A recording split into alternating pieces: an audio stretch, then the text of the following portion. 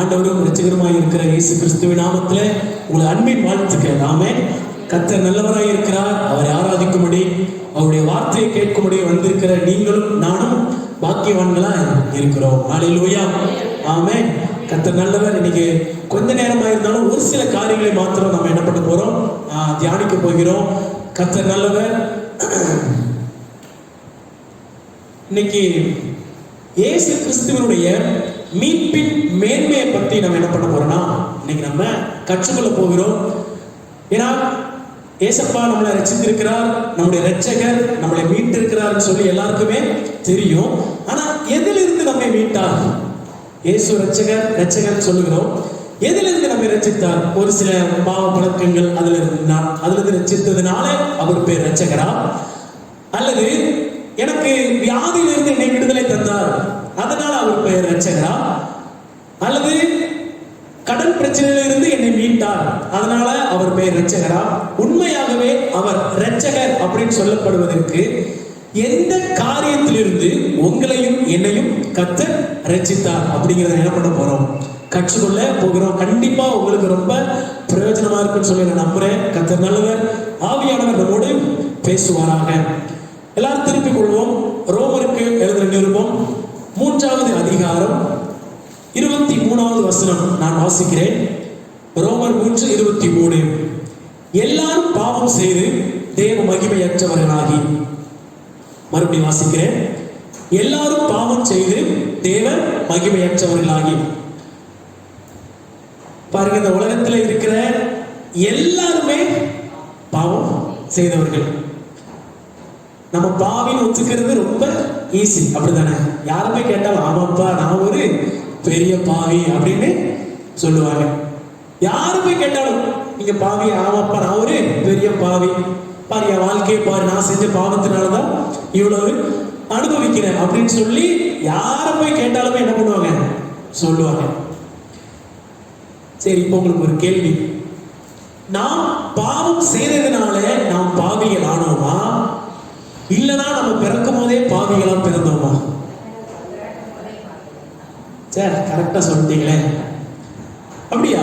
அப்போ ஒரு குழந்தை பிறந்துச்சுன்னா அது பாவத்தோட தான் பிறக்குதா? என்னங்க, குழந்தை எவ்வளவு பரிசுத்தமானது, கண்ணு கூட திறக்கல, கண்ணு திறந்தா கூட கண்ணுல தப்பு செஞ்சிருக்கலாம், காசு ஏதாவது தெரியும் சொன்னா ஏமாத்தி இருந்திருக்கலாம். பிறந்த குழந்தை பாவத்தோட பிறக்குதா? அப்படியா? உடனே நல்லா கவனித்துக் கொள்ளுங்க.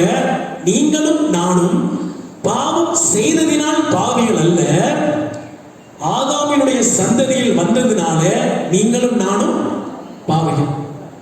ஏன்னா வேதவசனம் சொல்லுகிறது, ரோமர் 5வது அதிகாரம் 15.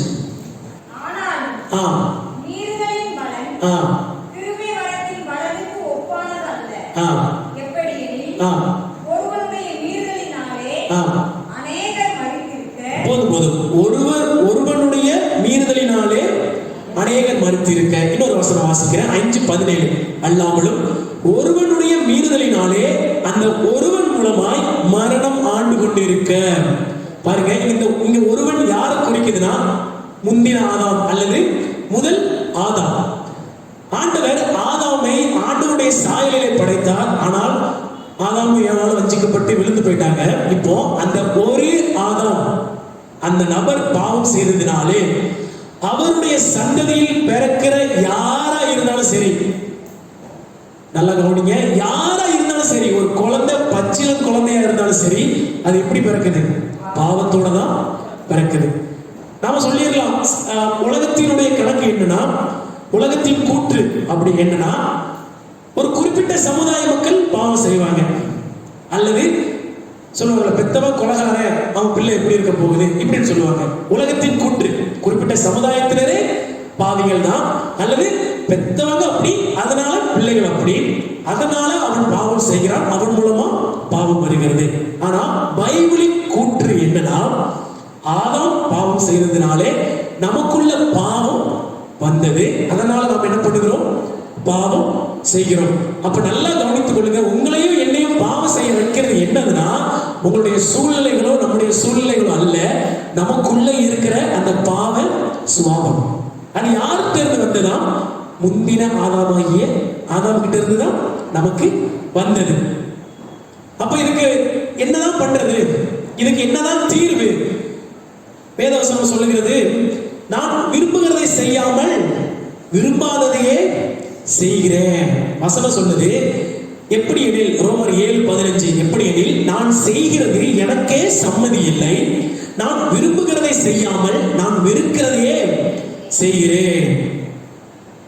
பாருங்க, பவுல் சொல்றாரு ரொம்ப தெளிவா, அனுபவமா வாய்ந்த ஆவிக்குரிய நமக்கு ஒரு தலைவர் மாதிரி அவர் சொல்லுகிறாரு, நான் நல்ல காரியங்களை செய்ய விரும்புகிறேன், பணத்தை சேமிக்க விரும்புகிறேன், மற்றவங்களோட அன்பா இருக்க விரும்புகிறேன், நல்லா படிக்க விரும்புகிறேன், நல்ல வாழ்க்கையில முன்னேற விரும்புகிறேன், இந்த ஊர்ல ஒரு உயர்ந்த மனிதனாய் அல்லது எனக்குன்னு சாதிக்க பல ஆசைகள் இருக்குது, அநேக காரியங்களை சாதிக்க விரும்புகிறேன், நினைச்ச காரியத்துல ஜெயிக்க விரும்புகிறேன். ஆனா இதை செய்ய முடியாம ஒரு காரியம் என்ன பிடிச்சு என்ன பண்ணுது, இழுக்குது. நானும் எவ்வளவோ முயற்சி பண்ணுகிறேன். பாருங்க, இந்த உலகத்துல பைபிள் சொல்லுகிற காரியத்திற்கும் உலகத்துல சொல்ல காரியம் என்ன வித்தியாசம்னா, அவங்க என்ன சொல்லுவாங்கன்னா, ஒரு காரியத்துல சாதிக்கணுமா இதை தியாகம் பண்ணு, அதை தியாகம் பண்ணு, அதை செய், இதை செய். இந்த காரியத்துல இப்போ துறவிகள் சொல்றாங்கல்ல, குடும்பத்தை விட்டுட்டு வந்துரு, அதை விட்டுட்டு வந்துரு, அப்படி உலகத்தை ஜெயிச்சிடலாம்னு சொல்லி நடு காட்டுல போய் எதுவுமே இல்லாம என்ன பண்றாங்க, நல்லா கவனிக்கணும். நடு காட்டுக்குள்ள யாருமே இல்லாம எந்த தொந்தரவுமே இல்லாம இருக்கிறது ரொம்ப ஈஸி, அப்படித்தானே? பிரச்சனையின் மத்தியில ஜெயமாய் வாழுகிறது தான் கஷ்டம். சில பேர் சொல்லுவாங்கல்ல, சீக்கிரம் செத்துடலாம் போல இருக்கு, சீக்கிரம் எங்க உயிரை எடுக்கணும், உயிர் போனுங்கிறது ரொம்ப ஈஸியான ஒரு காரியம். ஆனா இந்த உலகத்துல உயிரோட இருந்து சாதிப்பதுதான் ஒரு பெரிய காரியம். பாருங்க, அப்போ ஆதாமினால் வந்த பாவ உணர்வு நம்மை சாதிக்க விடாமல் தடுக்கிறது. எல்லாருக்குமே பரிசுத்தமா இருக்கணும் ஆசைதான், அப்படிதானே? எல்லாருக்குமே ஆசீர்வாதமா இருக்கணும் ஆசைதான். எனக்காக ஜீவன் விட்டார், எனக்காக உயிர் தந்தார்னு சொல்லி அவரை நீங்க விசுவாசிச்சீங்கன்னா அதுதான் ஒரு பெரிய காரியம். ஆமென், அல்லேலூயா. பிதாவாகிய தேவனை ஸ்தோத்திரிக்கிறேன். அவர் என்ன பண்ணாரா, இந்த பாவத்தை அந்த மாம்சத்துல சிலுவையில அடித்தார். ஏன் இயேசு கிறிஸ்து விசேஷித்தமானவர்? ஏன் இயேசு கிறிஸ்து அவ்வளவு பெரிய, அப்படி என்ன பெரிய காரியத்தை செஞ்சார்? ஆரம்பத்தில் சொன்னல, எதுல இருந்து ரட்சிப்பு கொடுத்தார்னா, எல்லா பாவத்தையும் செய்ய வைக்கிற இந்த வேர், இந்த பாவத்தின் வேர் நமக்குள்ள இருக்கு தெரியுமா, அதை சிலுவையில குட்டிங்க எடுத்து விட்டார். அல்லேலூயா, அல்லேலூயா. நீங்களும் நானும் செழித்து ஓங்குவதற்கு என்ன வழினா, ஒரே ஒரு வழி, எனக்காக நீர் சிலுவையில் மரித்தீர் ஆண்டவரே என்று சொல்லி அதை விசுவாசித்து, கர்த்தராகிய இயேசு கிறிஸ்துவை இருதயத்தில் விசுவாசித்து, தேவன் அவரை மரித்தோரிலிருந்து எழுப்பினார் என்பதை உன் ஆவினால் அறிக்கை செய்தால் என்ன அர்த்தமா? வேதவசனம் சொல்லுகிறது, உங்களை ஆண்டவரோட சிலுவையில் அடிச்சுட்டாரு, லெவல் 1. சரிங்களா? அப்போ நீங்க செத்துட்டீங்க. நீங்க செத்துட்டீங்கன்னா உங்க நல்லா புரிஞ்சு, வேதவசனம் சொல்லுது, உங்களையும் இயேசுவையும் சிலுவையில அடித்து 3ஆம் நாளிலே உயிரோட எழுப்பி, அப்போ கொல்லும் போது பழைய மனுஷனை சிலுவையில கொண்டு புதிய மனுஷனை எழுப்பி, இப்போ உங்களை புதிய சிருஷ்டி. ஒருவன் கிறிஸ்துவுக்குள் இருந்தால், நல்லா கவனிக்கணும், ஒருவன் கிறிஸ்தவத்தில் இருந்தால் அல்ல, கிறிஸ்தவத்தில் இருந்தாலும் கிறிஸ்துவுக்குள் இல்லாமலும் இருக்கலாம். சரிங்களா? ஒருவன் கிறிஸ்தவத்தில் இருந்தால் அல்ல, கிறிஸ்துவுக்குள் இருந்தால் அவன். அப்போ நாம இது 2000 வருஷத்துக்கு முன்னாடி நடந்துருச்சு, அப்படிதானே? உங்களை சிலுவையில் அடிச்சு, ஆமா, 2000 வருஷத்துக்கு அப்புறம் தான் ஜேவஸ் பிறக்க போறாங்கிறது உலக கூற்றான ஆண்டவருக்கு தெரியும். எத்தனை கோடி வருடத்துக்கு அப்புறம் ஒருத்தர் வந்து பிறந்து, ஏசப்பா எனக்காக மரித்தார், எனக்காக அவர் சிலுவையில் மரித்தார், என்னையும் அவரோட கூட மரித்து என்னை உயிர்ப்பித்தார் சொல்லி யாரெல்லாம் விசுவாசிக்கிறாங்களோ அவங்களுக்கு அது பலிக்கும். ஆமென். அப்போ என்னை பழைய மனுஷனை, அதாவது அந்த பாவ சுபாவத்தோட, ஆதாமின் பாவ சுபாவத்தோட நான் இருந்தேன் தெரியுமா, என்ன சிலுவையில அடித்து முந்தின ஆதாம், இப்போ பிந்தின ஆதாமாகிய இயேசு கிறிஸ்து அவர் என்னை உயிர்ப்பித்த உடனே எனக்குள்ள இருக்கிற வேர் அவர் புடுங்கிட்டார். 2000 வருஷத்துக்கு முன்னாடி புடுங்கிட்டாரு. இப்போ நான் வந்து அதை விசுவாசிச்சு, அதை என் வாழ்க்கையில் இருக்கிற அந்த வேற என்ன பண்ற விசுவாசத்துல பாருங்க. ரட்சிப்பு என்பது வெறும் கடன் பிரச்சனையில இருந்து, வெறும் குடி பழக்கத்துல இருந்து, இந்த சில பாவங்கள் இருந்து இல்ல இல்ல இல்ல. இந்த எல்லா பாவத்திற்கும் வேர் ஆதாம் வழியாக வந்த பாவ சுவாபத்தை சிலுவையிலே அடித்து பிந்தின ஆதாமாகிய இயேசு கிறிஸ்து உங்களையும் என்னையும் உயிரோட எழுப்பிட்டார். ஹல்லேலூயா. இத விசுவாசிச்சீங்கன்னா நீங்க ஆவியில் இருக்கீங்கன்னு அர்த்தம். ஆமென். ஹல்லேலூயா. உங்களால தான் பாவத்தை நீங்க ஜெயிக்க முடியும். கிறிஸ்து இயேசுவினாலே ஜீவனுடைய ஆவியின் பிரமாணம் என்னை பாவம் மரணம் என்பவைகளின் பிரமாணத்தினின்று விடுதலை ஆக்கிச்சு. பாருங்க, 7வது அதிகாரத்துல பவுல் புலம்புறாரு, நிர்பந்தமான மனுஷன் நான், விரும்புகிறத செய்யாம விரும்பாததே செய்கிறேன், முன்னேற விரும்புகிறேன், நல்லா இருக்க விரும்புகிறேன், ஆனா இதையே செய்கிறேன் சொல்லிட்டு இந்த மரண சரீரத்தினின்று என்னை யார் விடுதலை ஆக்க கூடும் அப்படின்னு சொல்லிட்டு 8வது அதிகாரத்துல சொல்றாரு, ஒருத்தரால மட்டும்தான் விடுதலையாக்க கூடும், அவர்தான் இயேசு கிறிஸ்து. ஹல்லேலூயா. ஹல்லேலூயா. இப்போ 3வது அதிகாரத்துக்கு வாங்க. எல்லாரும் பாவம் செய்து, ஆமா, இப்போ எல்லாரும் பாவம் செய்துங்கிறதுக்கு அர்த்தம் நீங்க பொய் சொன்னது அந்த பாவம் கிடையாது, ஆதாம் கிட்ட இருந்து வந்த பாவம். சரிங்களா? எல்லாரும் பாவம் செய்து தேவ மகிமையற்றவர்களாகி இலவசமாய் அவருடைய கிருபையினாலே, நல்லா கவனிக்கணும், இலவசமாய் அவருடைய கிருபையினாலே, நம்முடைய தியாகத்தினால் அல்ல, நம்முடைய நன்னடத்தையினால் அல்ல, நாம் தேவனுக்கு என்னெல்லாம் செஞ்சோம், நான் புண்ணியம் செஞ்சேன், 100 அனாதைகளுக்கு சாப்பாடு போட்டு அதனால அல்ல, இலவசமாய் அவருடைய கிருபையினாலே, அவருடைய அன்பினாலே, அவருடைய கிருபையினாலே கிறிஸ்து இயேசுவில் உள்ள மீட்பை கொண்டு, கிறிஸ்து இயேசுவில் உள்ள அன்னதானத்தில் உள்ள அல்ல, நல்ல புண்ணியமான காரியங்கள் அல்ல, அதெல்லாம் செய்யணும், ஆனா அதை வச்சு நமக்கு ரட்சிப்பு வரல. கிறிஸ்து இயேசுவினால் தான் உங்களுக்கு எனக்கும். எது வேதத்திலிருந்து மாறுபடுகிறது? எல்லாரும் என்ன சொல்றாங்க, ஒரு 100 பேருக்கு சாப்பாடு போடு, ஒரு தோசை முடிஞ்சிடும், இந்த காரியத்தை செஞ்சிரு, உன் குடும்பத்தில் இருக்கிற பிரச்சனை மாறிடும். பாவம், காய்கறி கடைக்காரர் எலுமிச்சை பழத்தை கொண்டு போகும்போது தெரியாம உருண்டு வந்து வீட்டு முன்னாடி விழுந்திருக்கும், அதை எடுத்துட்டு போய் பயந்து சாமியார்ட்ட கொடுத்து, சாமியார் இன்னும் பயங்காட்டி, இந்த எலுமிச்சை பழம் பவர்ஃபுல் எலுமிச்சை பழம், இதை நீ என்ன பண்ணணும்னா இதுக்கு ஒரு பரிகாரம் செய்யணும்னு சொல்லி ஒரு 1000 ரூபாய் எனக்கு கொடு, நான் சுத்தி ஸ்டார் வரைஞ்சி இதெல்லாம் பண்ணாத இந்த தோஷம் இல்லை இல்லை இல்லை இல்லை இல்லை. அந்த அந்த அந்த பரிகாரத்தினால் அல்ல, கிறிஸ்து இயேசுவில் உள்ள மீட்பை கொண்டு. நல்லா கவனிக்கணும், ஆண்டவராகிய இயேசு கிறிஸ்து தான் அச்சாரம், அல்லது அவர் தான் மைய புள்ளி, அவர்கிட்ட இருந்தா எல்லாமே. ஆமென். அவர் மரித்ததினால்தான் நீங்களும் நானும் விடுதலை பெற்றோம். உங்களையும் என்னையும் அவர் சிலுவையிலே அறைந்து உயிரோடு எழுப்பிவிட்டார். அதனால இலவசமாய் வர நாட்கள் இதை நல்லா இன்னும் அதிகமா தியானிப்போம். எல்லாரும் பாவம் செஞ்சுட்டோம், நம்ம செஞ்சதுனால இல்ல. இன்னைக்கு மெசேஜோட இதான் சாராம்சம். எல்லாரும் பாவிகள், ஆனா எப்படி நீதிமானாக்கப்பட்டோமா? கிறிஸ்து இயேசுவில் உள்ள மீட்பை கொண்டு இலவசமாய். யாராவது நம்ம காசு கொடுத்தோமா? ஆண்டவர் நம்மளை ஏத்துக்கிறதுக்கு ஏதாவது பண்ணோமா? அப்படி அவரு ஃபைன் போட்டா நம்மளால கட்ட முடியுமா?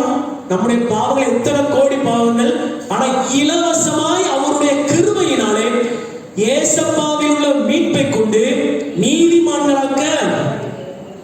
இப்ப சொல்லுங்க, நீங்க பாவியா நீதிமானா? எப்படிங்க? அப்பதான் பாவின்னு சொன்னீங்க. ஹல்லேலூயா, ஹல்லேலூயா. நீங்க நீதிமான்கள். பக்கத்துல பார்த்து சொல்லுங்க, நீங்க நீதிமான். ஆமா, நீதிமான்கள் ஒரு பொதுவான பெயர், லேடிஸ்க்கு சொல்லி அந்த பெயர் கிடையாது. அதனால நீதிமான் ஆம்பளையால் பெயர் நடத்தினாதீங்க, அது ஒரு பொதுவான பெயர். நீங்கள் நீதிமான்கள். உங்களுடைய பாவங்கள் எல்லாம் மன்னிக்கப்பட்டது. நீங்க பாவம் செஞ்சதுனால பாவி அல்ல, ஆதாமுடைய வம்சத்துல வந்துட்டீங்க. மனுஷனா பிறந்து தொலைச்சாலே பாவிதான். சரிங்களா? வர்ற நாட்கள் இது ரொம்ப தெளிவா பார்ப்போம். ஏன்னா என் வாழ்க்கையில இந்த சத்தியம் ஒரு பெரிய ஒரு ஒரு வெளிச்சத்தை கொடுத்ததுக்கு அப்புறம் தான் ஆண்டவருடைய அன்புனா என்னன்னு எனக்கு புரிஞ்சது. எதுல இருந்து மீட்டாருன்னு சொல்லி தெரிஞ்சுக்க ஆண்டவரே, எப்படி ஆண்டவரே என்னை இப்படி நேசிச்சீங்க, இன்னும் உங்களுடைய அன்பின் ஆழமாகலாம் உயர்த்த கற்றுக்கொள்றதுக்கு இன்னும் நிறைய இருக்கு. ஆமென். பாருங்க, இதை தெரிஞ்சுக்க நம்முடைய கிறிஸ்தவ வாழ்க்கை, எல்லாரும் சொல்லுவாங்க கிறிஸ்தவ வாழ்க்கை ரொம்ப கடினமானது, குறுகலான வாசல், பரலோகத்துக்கு போறது கஷ்டம். இல்லை இல்லை இல்லை. கிறிஸ்தவ வாழ்க்கை, கிறிஸ்து உங்களோடு இருந்தால் அதை விட எளிதான வாழ்க்கை எதுவுமே கிடையாது. ஹல்லேலூயா, ஹல்லேலூயா. ஏன்னா கரும்பு தின்ன கூலின்னு சொல்லுவாங்க தெரியுமா? அதுதான். ஆமா, உங்களுக்கு அவரே பலனும் தருவாராம், ஐடியாவும் தருவாராம், கூட இருந்து நடத்தவும் செய்வாராம். இதை விட உங்களுக்கு யாராவது இந்த மாதிரி ஒரு டீச்சர் எங்கேயாவது பார்த்திருக்கீங்களா? வருகிற நாட்களை இன்னும் தியானிப்போம். கர்த்தர் நமக்கு கிருபை செய்வாராக. ஹல்லேலூயா. கடைசி ஒரு கேள்வி கேட்க, நீங்க நீதிமானா பாவியா? நீதிமான். நீங்க நீதிமான்னா பாவியா? அப்ப நேத்து செஞ்ச பாவம். ஹல்லேலூயா. இங்கதான் நம்ம என்ன பண்ணிடுறோம், குழம்பிடுறோம். இப்போ கூட வரும்போது மனசுல வேற ஏதோ நினைச்சிட்டு வந்தனே, எப்படிதான் நீதிமான் சொல்றீங்க? இல்ல இல்ல இல்ல, நீங்க எப்போ விசுவாசிச்சு ஆண்டவர் ஏற்றுக்கொண்டீங்களோ உங்க பாவத்தை ஒரு சின்ன கல்ல அந்த பெரிய குளத்துல தூக்கி போட கண்டுபிடிக்க முடியுமா? அதே போல அந்த சிலுவையில் இருந்து பிளந்து வந்த அந்த ரத்தம், அந்த வெள்ளத்துல உங்க பாவங்களை கழுவி தூக்கி எரிச்சிட்டாரு. ஹல்லேலூயா. ஹல்லேலூயா. நீங்க நீதிமான். யார் என்ன சொன்னாலும் சரி, சத்தியம் சொல்றதா நீங்க நம்பணும். ஆமென். வேதவசனம் சொல்லுகிறது, ஏசப்பாவை ஒருத்தர் ஏற்றுக்கொண்டாலும் அவன் நீதிமான். ஆமா, நீதிமான். அதுல மாற்றமே கிடையாது. உண்மை பெருசா சத்தியம் பெருசா? சத்தியம் தான் பெருசு. உண்மை மாறும், உங்க கூட இருக்கிறவங்க மாறுவாங்க, உலகம் மாறும். ஆனா வேதவசனம் உங்களை நீதிமான் சொல்லிருச்சுன்னா, நீங்க மறுபடியும் வழி விலகி போனாலும் உங்களை திருப்பி நீதிமான்ங்கிற காரியத்துக்கு கொண்டு வருமே ஒழிய உங்களை கொண்டு போடாது. ஆமென். ஏன்னா வேதவசனம் சொல்லுகிறது, நீதிமான் 7 தரம் விழுந்தாலும். ஆமென். ஹல்லேலூயா. இந்த அறிவு உங்களுக்குள்ள, இந்த எண்ணம், இந்த புரிந்து கொள்ளல் உங்களுக்குள்ள வந்துருச்சுன்னா, கிறிஸ்துவ வாழ்க்கை என்பது ரொம்ப எளிதா இருக்கும். ஆண்டவருடைய அன்பை ருசிப்பது ரொம்ப எளிதா இருக்கும். ஹல்லேலூயா. ஒரே ஒரு கதையோட முடிச்சிருவோம். ஒரு மாமியார் மருமகளும் ரோட்ல நடந்து போயிட்டு இருந்தாங்க. எங்க மாமியார் மருமகள் எழுக்கிறீங்கன்னா அதுதான் நல்லா புரியும். ஏன்னா நம்ம ஊரை பொறுத்த வரைக்கும் மாமியார் மருமகனா பாம்பு கீரி பிள்ளை மாதிரி ஆக்கி வச்சுட்டாங்க. பாருங்க, இந்த மருமகளுக்கு மாமியார் பிடிக்கவே பிடிக்காது. இந்த வயசான காலத்துல எதுக்கு நான் தொந்தரவு பண்றீங்கன்னு சொல்லி திட்டிக்கிட்டே இருக்குமா. ஒரு நாள் ரோட்ல போயிட்டு இருக்கும் போது திடீர்னு மருமகன் மயக்கம் போட்டு கீழே விழுந்துட்டாங்க. திடீர்னு முடிச்சு பாக்குறாங்க, ட்ரெஸ் எல்லாம் மாறி இருக்கா, ஆஸ்பத்திரியில குளுக்கோஸ் ஏறிட்டு இருக்கு. என்ன ரோட்ல இருந்தோம் சொன்னா அந்த எரிச்சல்ல மாமியார் அப்போ டம்ளர்ல ஹார்லிக்ஸ் கலந்து கொண்டு வரும்போது எரிச்சல்ல, எதுக்கு ஹார்லிக்ஸ், தூர போங்க, யார் நான் எப்படி இங்க வந்தேன்னு சொல்லி மாமியார் திட்டிருச்சா, ஹார்லிக்ஸ் தட்டி விட்டுருச்சான். ஒரு 1/4 மணி நேரத்துக்கு அப்புறம் டாக்டர் வராங்க. வந்து என்னம்மா ஹார்லிக்ஸ் குடிக்கலையா, நீ ரொம்ப பலவீனமானு சொல்லும் போது, யார் கையிலனாலும் கொடுங்க, என் மாமியார் கையில மட்டும் கொடுக்காதீங்க, எனக்கு அதை பார்க்கவே பிடிக்காது, அதுவும் அது மூஞ்சும் அப்படின்னு சொல்லி திட்டுது போல. அப்ப டாக்டர் சொன்னாரா, உன் மாமியார் எப்படி நினைக்கிறியா, நீ ரோட்ல மயக்கம் போட்டு விழுந்துட்ட, அந்த வயசான அம்மா உன்னை தூக்க முடியாம தூக்கி ஆட்டோல ஏற்றி அவ்வளவு வேர்த்து விறுவிறுத்து யாரும் உதவியுமே இல்லாம உன்னை கஷ்டப்பட்டு ஆஸ்பத்திரிக்கு தூக்கிட்டு வந்து நீ மயக்கத்துல வாந்தி எடுத்து அது பண்ணி இது பண்ணி உன் ட்ரெஸ் எல்லாம் மாத்தி விட்டு உன்னை குளிப்பாட்டி இவ்வளவு கஷ்டப்பட்டு உன்னை என்ன பண்ணிருக்கு, பெட்ல படுக்க வச்சிருக்கு. போதா குறைக்கு ஹார்லிக்ஸ் வேற ஆமா கலந்து கொண்டு வந்திருக்கு. நீ உன் மாமியார் பார்த்து மூஞ்ச பார்த்து பிடிக்கல அப்படின்னு சொல்லிட்டு இருக்கேன் அப்படின்னு சொல்லி டாக்டர் சொன்ன உடனே அந்த மருமகளுக்கு கண்ணீர் வந்துருச்சான். ஏன்னா அதை பொறுத்த வரைக்கும் அதனால் அப்ப வரைக்கும் மாமியாருங்கிறது ஆமா எதிரி. இப்போ இதெல்லாம் கேட்ட உடனே அதுக்கு என்ன வந்துருச்சு, மாமியார் மேல ஒரு பாசம். நான் எவ்வளவு கேவலமா ரோட்ல அனாதையா செத்து கிடந்திருப்பேன், விட்டுட்டு போயிருந்துச்சுன்னா ஆமா மருமக நல்ல சான்ஸ் இன்னைக்கு போட்டு போயிடலாம்னு சொல்லி போட்டு போயிருந்தா என்ன இருந்திருக்கும். ஆனா இப்போ எந்த விஷயம் மாமியார் மேல ஒரு அன்பை கொண்டு வந்துச்சுன்னா, இந்த மருமகளுக்காக மாமியார் செய்த ஒரு காரியம். இப்போ என்ன விஷயம் ஏசப்பா மேல எனக்கு அன்பு கொண்டு வந்துச்சுன்னா, நான் வந்து ரோட்ல அந்த மருமக மயங்கி கிடந்த மாதிரிதான் பாவத்துல மயங்கி கிடந்தேன், சேற்றுல முங்கி கிடந்தேன். உங்களையும் என்னையும் இயேசு சுமந்து கொண்டு வந்து தம்முடைய இரத்தத்தை சிந்தி உயிரை கொடுத்து என்னை மீட்டுக் கொண்டார். இதை புரியாத வரைக்கும் இயேசுவின் அன்பு யாருக்குமே கேட்டா ஈஸியா சொல்லிடுவாங்க, நீங்க காசு கொடுத்து மனம் மாத்துறீங்கன்னா சொல்லுவாங்க. ஆனா இந்த அன்பு புரிஞ்சிருச்சுன்னா யாரும் அப்படி சொல்ல மாட்டாங்க. எனக்காக இயேசு இவ்வளவு பண்ணிருக்கிறாருன்னு சொல்லி அந்த மருமக மாமியார் நினைச்சு அழுதாங்க தெரியுமா? அதே மாதிரிதான் ஆமென். உங்களையும் என்னையும் கிறிஸ்து இயேசுவில் உள்ள மீட்பை கொண்டு நீதிமான்களாக்கி விட்டார். இது உங்களால் என்னால் உண்டான ஈவு அல்ல, கர்த்தருடைய தேவனால் உண்டானது. இதுதான் கிருபை. ஹல்லேலூயா, ஹல்லேலூயா, ஆமென். பாவத்திலிருந்து உங்களை என்னையும் கர்த்தர் மீட்டுக் கொண்டார். வருகிற நாட்களிலே இன்னும் அதிகமாய் கற்றுக்கொள்ள கர்த்தர் கிருபை செய்வாராக. கண்களை முடிச்சு விற்போம். நல்ல ஆண்டவரே, தேவாதி தேவனே, உன்னை தயவிற்காக நன்றி. இலவசமா எங்களுக்கு ஜீவனை கொடுத்தீரே, இலவசமா எங்களுக்கு மீட்பை கொடுத்தீரே. எவ்வளவு அன்பு, எவ்வளவு பாசம். வருகிற நாட்கள்ல இன்னும் இதை கற்றுக்கொள்ள கர்த்தர் எங்களுடைய மனக்கண்களை திறந்தருள்வீராக. உங்களுடைய அன்பு, உங்களுடைய ஆச்சரியமான தயவு வருகிற நாட்களிலும் எங்கள் தொழில்களோடு, உறவினர்களோடு, பிள்ளைகளோடு அப்பா எங்களுக்கு அருமையானவர்களோடு இருந்து நடத்தி பாதுகாத்து ஆச்சரியமாய் அற்புதமாய் உடைய அன்பின் ஆழத்தை நாங்கள் இன்னும் அறிந்து கொள்ள எங்களை நீ நடத்த போதுமானவராய் இருக்கிறீரே, அதற்காக நன்றி. ஆசீர்வதியை பலப்படுத்தும் இயேசு கிறிஸ்துவின் நாமத்தில் ஜெபம் கேட்கிற ஜீவனுள்ள பிதாவே, ஆமென். என் ஆத்துமாவே கர்த்தரை ஸ்தோத்திரி, என் முழுவதுமே அவருடைய பரிசுத்த நாமத்தை ஸ்தோத்திரி. என் ஆத்துமாவே கர்த்தரை ஸ்தோத்திரி, கர்த்தர் செய்த சகல உபகாரங்களை மறவாதே. ஆமென்.